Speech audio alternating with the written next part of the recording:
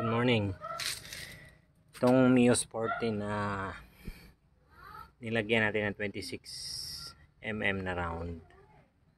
May problema ito na matagal na yung backfire niya. So naka-stock pipe tayo na palitan natin 26mm, tapos bagong spark plug na tune na natin yung air and fuel, pero meron pa ring backfire. So di ko sana gustong umabot sa ganito na eto na siya. Tinanggal ko na ang air suction valve at kinondem ko na ang ating vacuum sa ating fuel sa carb, kasi nga may issue din siya na mahina ang flow ng ating gas patungong carb.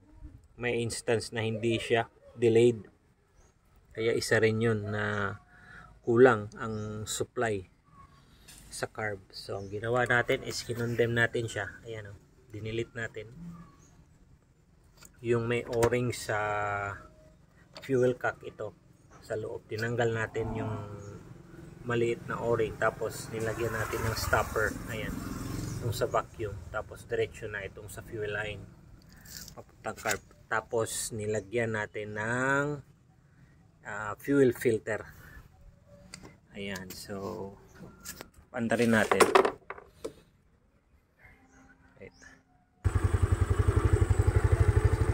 Tingnan, dito lang yung niya sa rear brake, naputol itong sa front brake, kaya ayaw siya mag-start. Ayan. Yung pag-delete natin, yan dyan, lagyan natin ng siya, yan. Sana yun.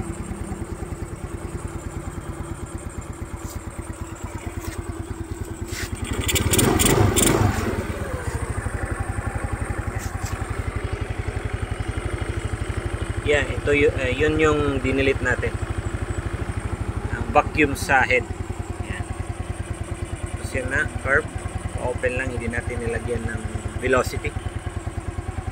Ayan siya, ayos.